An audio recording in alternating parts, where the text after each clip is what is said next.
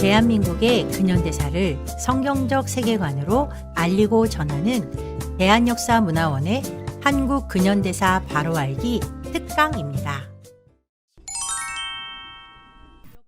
청일전쟁이 승리로 끝나게 되죠.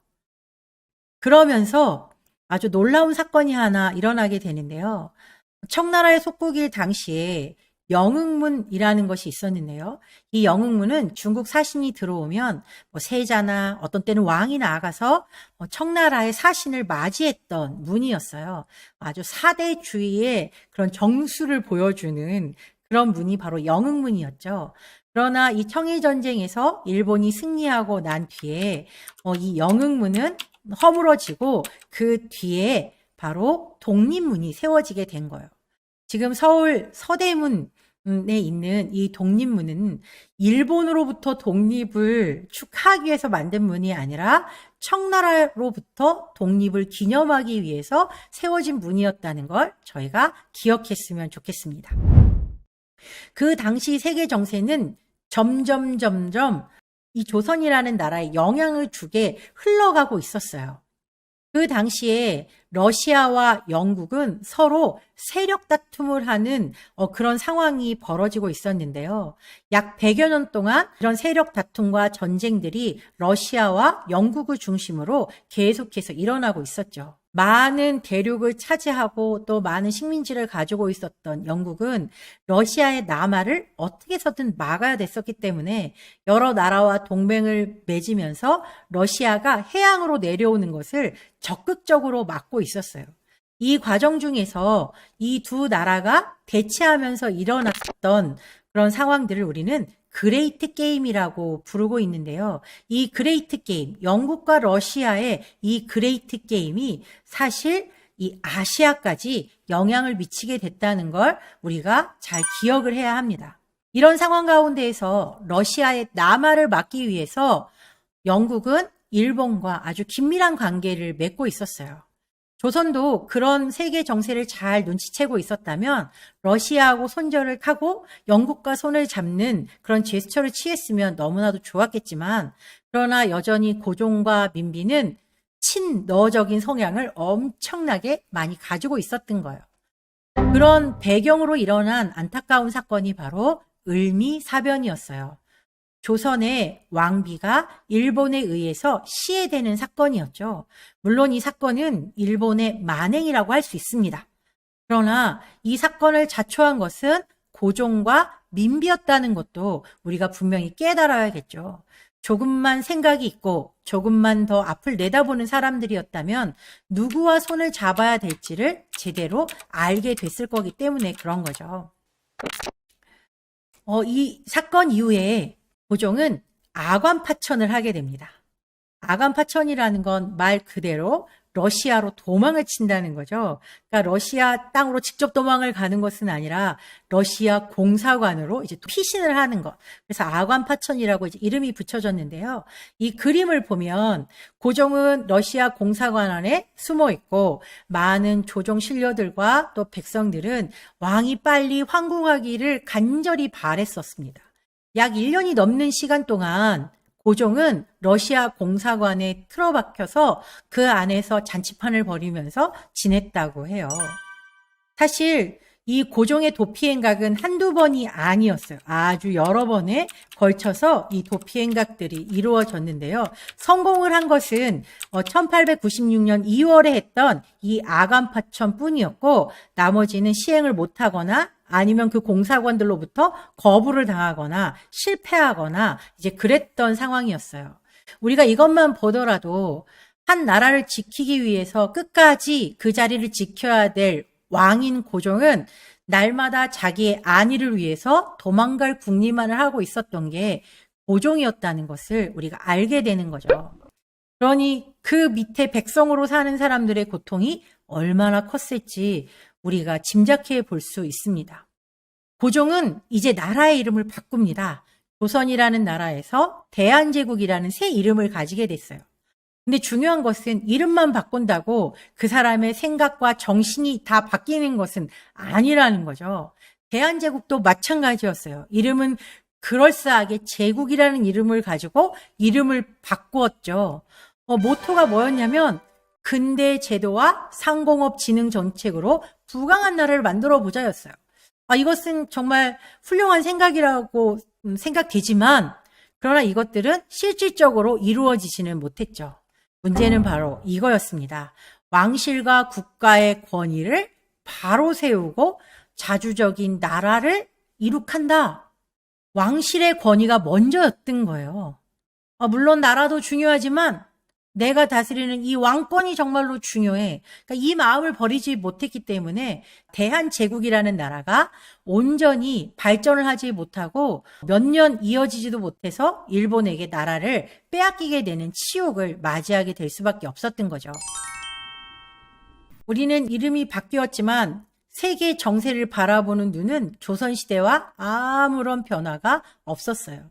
그 과정 가운데에서 일어난 전쟁이 바로 러일 전쟁이었죠. 러시아와 일본이 조선을 사이에 두고 팽팽한 기싸움을 하다가 일어난 전쟁. 그 전쟁의 피해는 고스란히 조선 백성들의 몫이었다는 걸 우린 알아야겠죠. 러일 전쟁이 발발하고 일본은 우리의 안전을 보장해준다는 이유로, 지켜준다는 이유로 궁궐 한복판에다가 일본의 군사 기지를 내어달라고 요청을 하게 되죠. 그래서 결국 우리나라 궁궐 한켠에 일본의 군사 훈련 장소가 생기게 되는 거예요. 그리고 8월이 되었을 때 한일 제1차 한일협약이라는 게 맺어지게 돼요. 이 협약을 통해서 어떤 일이 벌어지냐, 대한제국 정부의 재정, 돈 문제, 또 외교 문제에 대해서 일본 사람이 와서 고문 역할을 해준다는 거예요. 말도 안 되는 이야기가 지금 이 상황 가운데에서 벌어지고 있죠. 그런데 드라마 같은 데서 보면 이것들이 어쩔 수 없는 강압에 의해서 이렇게 됐다라고 드라마들은 이야기해주고 있는데요. 실제는 달랐어요. 한일의정서 체결 전에 1904년 2월 17일 창덕궁 후원에 일본군 12사단에게 왕이 직접 이 창덕궁 후원을 내주게 됐거든요. 근데 그 배경을 이렇게 알아보니까 어떤 배경이 있었나 나중에 이제 알게 된 거예요. 한일의정서 체결 후 3월 20일에 일본 특사 이토 히로부미가 고종을 만났는데 왜 만났는지 이제 그 이야기가 영국 외무성 문서 보존소에 이렇게 기록이 되어 있습니다. 이토 히로부미와 고종이 아련하는 장소에서는 어떤 특정한 문서는 만들어지지 않았어요. 그러나 그 장소에 참여했던 민영환이라고 하는 한 대신이 그 모든 진상을 영국 공사에게 설명하고 그 내용을 전달해 주었기 때문에 그 영국 공사관에서는 이 내용들을 잘 기록해서 문서 보관소에 여태까지도 보관을 하고 있다는 거죠. 이 문서에 따르면 이토 후작은 메이지 천황 국서를 조선 외부에 사본을 남기지 않고 직접 황대에게 전달했다. 그래서 내용은 알 수 없다. 그런데 민영환이 그날 면담 내용을 이렇게 전했다라고 하면서 그날의 내용이 이렇게 기록되어 있는 거예요. 이토 대사는 황제에게 천황의 선물이라며 30만 엔을 줬다. 그리고 경부선 철도에 고종이 가진 지분을 보장하고 향후 경의선 지분 또한 보장한다고 확약했다. 이토 후작은 같은 방식으로 50만 엔을 궁중 참석자에게 나눠주고 이번 방문 관계자들에게도 귀중품을 선물했다라고 말하고 있어요. 자, 여기서 말하는 30만 엔, 이것은 지금으로 말하면 약 400억의 가치가 있는 돈이죠. 이미 을사늑약 전부터 고종은 돈을 받고 나라를 팔아먹은 자였다는 걸 우리가 분명히 알아야 되는 거죠. 그리고 러일 전쟁이 끝나고 나서 드디어 을사늑약이 체결되게 되는데요. 러일 전쟁에서 승리한 일본이 외교권을 빼앗아 가게 되는 아주 우리로서는 정말 수치스러운 조약이 이제 맺어지게 된 거죠. 그런데 문제는 뭐였었냐? 이 을사늑약에는 고종이 돈을 받아챙긴 정황이 있다는 거예요. 고종이 2만 원의 나라를 팔아 넘겼다는 걸 우리가 분명히 기억해야 되는 거죠. 우리는 이완용이 나라를 팔아먹었다고 생각을 하잖아요. 근데 그렇지 않았다는 거죠. 을사조약 6일 전에 일본으로부터 돈을 받은 고종 황제라고 여기에 기록이 되어 있죠.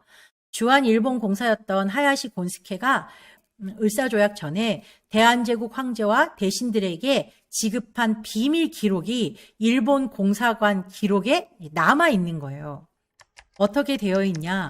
지난달 4일자 기밀 제119호로서 보호권 확립에 관한 조약 체결을 위하여 무엇인가 비용을 필요로 하겠기에 기밀비 10만 원을 송부하여 위의 목적에 지출하는 훈시를 받았습니다.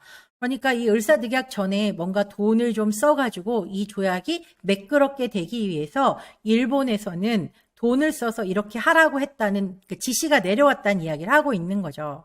그래서 어떻게 했냐. 신협약 체결 전에 있어서는 당장 이토 대사 내한의 즈음에 궁중 내탕금이 궁핍한 상태라는 것을 탐지했기 때문에 대사 접대용 비용에 충당하는 명의 아래 2만 원을 심상훈을 거쳐 황제의 수중에 납입시키고 라고 되어 있어요. 이미 을사조약 6일 전에 이런 일들이 벌어졌다는 거예요. 고종이 2만 원을 받았다는 이야기가 여기 나오는 거죠. 그 2만 원과 지금의 2만 원은 아주 큰 차이가 있습니다. 그리고 그 신하들에게도 왕을 보좌했던 신하들에게도 돈을 주었다. 여기에 보면 이완용 이름도 나오죠. 그러니까 그런 사람에게도 다 돈을 나누어 주었다라고 말하고 있어요. 결국 고종은 자기가 돈이 필요했기 때문에 나라를 팔아먹은 거예요. 이완용에 의해서 나라가 팔린 게 아니라 고종의 지시가 없이는 절대로 나라가 팔릴 수 없다는 것을 우리가 알아야 되는 거죠. 이날에 이런 상황들을 영국 부영사였던 윌라드는 이렇게 기록하고 있어요. 새벽 2시에 잔디밭에서 중면정 쪽을 바라보니 건물 주변뿐만 아니라 그 베란다까지 일본 사람들이 가득했다. 프랑스 공사관 통로까지도 사람들이 많았다. 여차하면 고종 황제가 도망갈까 해서 지키고 있는 것 같았다라고 말하면서, 그런데 이제 고종에 대한 이야기를 하죠. 이곳 상황은 참 놀랍다. 왕관을 쓴 자들 가운데 최악으로 비겁하고 최악급인 황제는 궁전 속에 움츠리고 자기가 저지른 잘못으로 타인을 고통스럽게 만들었다. 황제는 외부 대신에게 조약에 서명하라고 지시하고서는 자기가 지시하지 않았다고 말하라고 또 지시했다. 그러니까 이완용한테 너 가서 서명하고 와 라고 말을 한 거예요. 그러면서 뭐라고 하냐면 내가 하라고 했다고는 절대로 말하지 마. 너 혼자 한 거야? 라고 말하고 했다는 거예요. 정말 대단한 존재죠. 한규설이라는 대신은 회담장에서 쫓겨나는 일도 있었어요. 왜냐하면 고종한테 달려가서 이렇게 말했기 때문이에요. 제발 왕이시여 대신들로 하여금 나라를 배신하지 말게 하옵소서 라고 말한 거예요. 이렇게 하고 나서 3년형을 언도받았다고 하죠. 윌라드는 정말 마무리를 하면서 이런 이야기를 해요.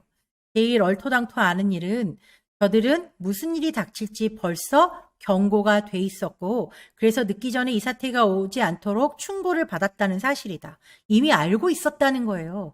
많은 외국의 사신들이 와서 이러면 안 된다. 지금은 세계 정세상 이렇게 해야 된다는 걸 끊임없이 말해 주었지만 그 말에 귀를 기울이지 않았다는 거예요. 그러면서 타조처럼 모래에 머리를 쳐박고 그 사태를 똑바로 보려고 하지 않았다는 거죠. 고종에 대한 증언들은 계속해서 이어지는데 고종의 의전을 담당했던 엠마 크레벨이라는 사람은 이렇게 말하고 있었어요. 러일 전쟁 후에 조선 전국은 엄청나게 지금 혼란 속에 쌓여가고 있는데 이 사실을 눈치채지 못한 단 한 사람이 바로 고종 황제였다라고 말하고 있었죠. 그리고 청나라의 대신이었던 사신이었던 서수봉이라고 하는 사람은 고종 앞에 가서 마치 칭찬하듯이 비아냥거린 거예요. 청나라는 매간매직을 한 지 10년도 안 돼 천하가 큰 난리를 겪고 위태롭게 됐는데 귀국은 매간매직을 30년이나 해도 옥자가 건재하다. 운수가 왕성하고 풍속이 아름답지 못하면 어찌 그리 될 수 있겠는가. 이것은 누가 들어도 지금 비아냥거리고 비꼬는 말이잖아요. 그런데 고종이 뭐라고 했냐면 크게 웃음을 터뜨리며 부끄러워할 줄 몰랐다고. 그렇지 뭐 우리나라가 원래 좀 그래. 그렇게 표현을 한 것 같아요. 그랬더니 서수붕이 밖으로 나와서 사람들에게 이 조선의 백성들 너무너무 슬픈 민족이다. 저런 왕을 왕으로 섬기고 있으니 정말 불쌍하다라고 표현을 할 만큼 고종은 정말 급이 다른 인간이었어요.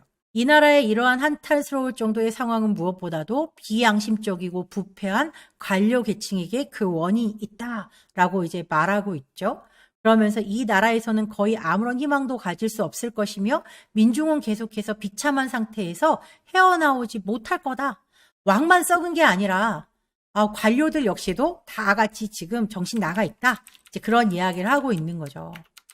알렌 선교사의 그 이야기를 좀 더 구체적으로 보면 황제는 이 나라에서 끔찍한 해충이며 저주다라고 표현을 할 만큼 로마의 네로 황제랑 비교해도 절대로 뒤지지 않는 그런 아주 악한 자라고 표현을 하고 있고 시간을 축낸 자라고 이제 말하고 있습니다. 그래서 한국민들이 너무나도 불쌍하다라고 이제 말하고 있는 거죠. 결국 대한제국은 한일 합방으로 인해서 그 역사에서 막을 내리게 되는 거죠. 그리고 일제 식민지 36년의 시간이 이 조선의 백성들에게 지워졌던 거예요. 그러나 고종과 조선 왕실은 일본에 속해서 왕족과 공족의 지위를 노리면서 일본으로부터 연봉을 따박따박 받으면서 호의호식하면서 잘 먹고 잘 살다 죽었어요. 사실 이 한일 합방이 일어났을 때 많은 백성들이 그렇게 크게 한탄하지는 않았다고 해요. 왜냐하면 고종보다 더 악한 상황이 있을까라고 사람들이 생각을 했던 거죠. 이만큼 왕 하나가 잘못 세워짐으로 말미암아서 조선의 백성들에게 드리워진 이 종의 몽에는 너무나도 무겁고 그 백성들 스스로 절대로 벗어날 수 없는 고통의 멍에였다는 걸 우리가 기억하면 좋을 것 같습니다.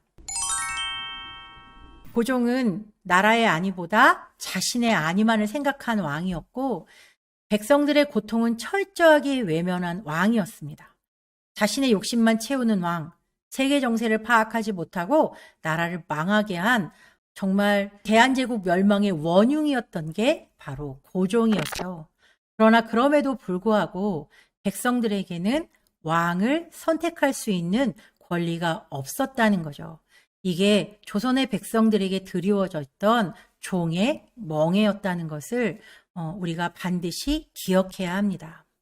우리가 공부한 내용을 한번 정리해 보도록 하겠습니다.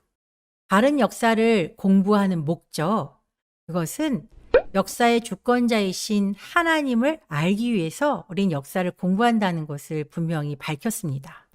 또한 역사를 통해 과거의 잘못을 되돌아보고 실수를 반복하지 않기 위해서, 또 그러므로 말미암아 더 나은 미래를 준비하기 위해서 우리는 역사를 공부하는 것이고, 대한민국의 정체성이 무엇인지를 바로 이해하기 위해서 우리는 대한민국 근현대사를 공부하는 것입니다.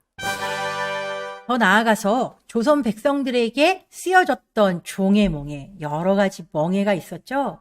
그 중에서 오늘 우리가 공부한 것은 왕정 제도였어요. 그런데 지금 대한민국 국민이 누리고 있는 특권은 무엇일까요? 바로 국민 주권이라는 것이죠. 조선시대까지만 해도 없던 이 놀라운 국민 주권이 오늘 우리에게 선물로 다가온 것은 대한민국이라는 나라가 자유민주공화국이라는 정체성을 가지고 있기 때문이라는 것. 우리가 그것에 감사하면서 조선과 이 대한민국의 역사를 비교해 가면서 오늘 우리가 누리고 있는 자유의 소중한 가치에 대해서 감사하기를 간절히 소망합니다. 오늘의 공부는 여기서 마치겠습니다.